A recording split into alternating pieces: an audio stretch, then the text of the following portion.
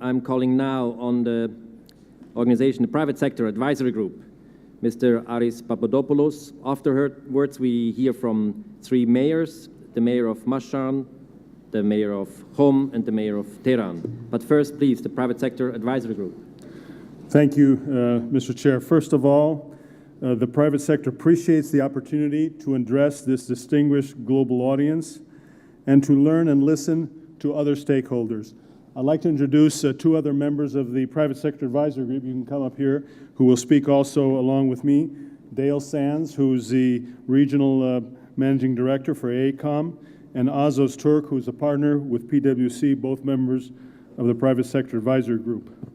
2 years ago, at the third global platform, members of the private sector, representing a variety of businesses of various sizes and multiple geographies, came together under the aegis of the UN ISDR to organize as the Private Sector Advisory Group, known as PSAG.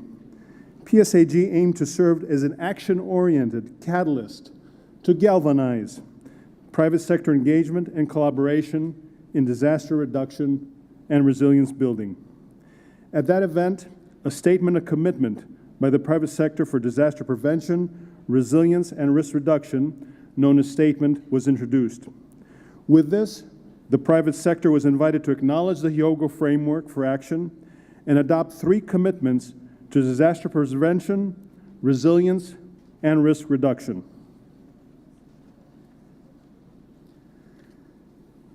It also contained a voluntary call to action with 5 essentials, the headlines of which are, number 1, promote and develop public-private partnerships. Number 2, leverage the private sector expertise and strengths. 3, foster a collaborative exchange and dissemination of data. 4, support national and local risk assessments.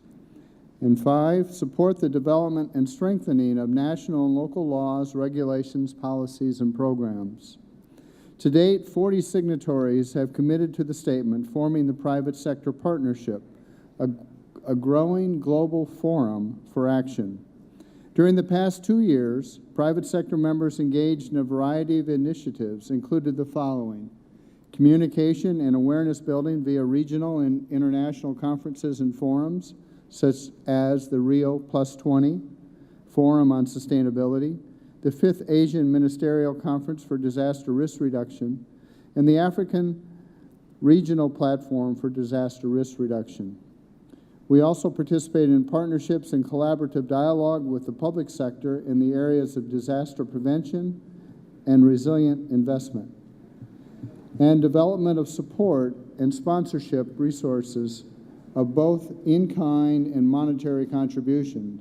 For example, the sponsorship to organize this global platform and contributions to the Global Assessment Report and the Making Cities Resilient campaign.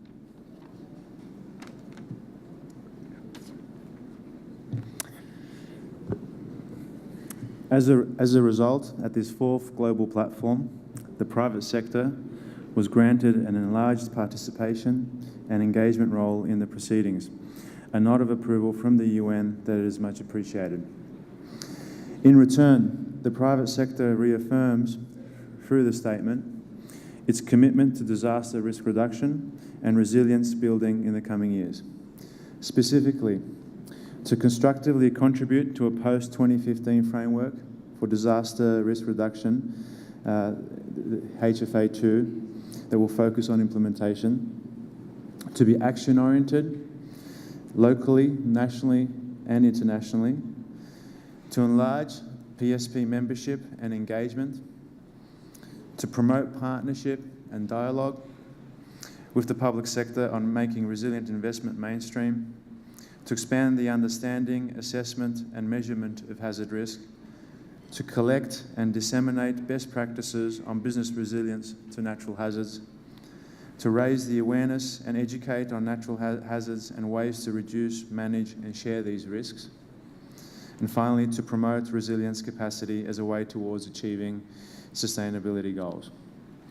All private sector businesses, trade organisations, or government-owned business enterprises committed to these goals are welcome to join the private sector partnership. The need for building resilience capacity is greater than ever. Besides social responsibility and creating goodwill, there is a strong business case that the private sector heavily shares in the losses of disasters and has a vital interest in resilience. For example, the GAR highlighted New Zealand electric distributor Orion that invested $6 million in seismic strengthening and saved $65 million in potential losses in the Christchurch earthquakes. Without stability and functional continuity, the economic foundation of security, prosperity, and growth on which private sector investment is based is endangered. The same public that suffer from disasters are our employees, customers, and our suppliers. Who is not at least in one of these categories? We, the private sector, want to engage in an honest dialogue with national and local governments, regional organizations, and civil society to advance the disaster risk agenda. It is time to move from global and national frameworks and platforms to local implementation and action.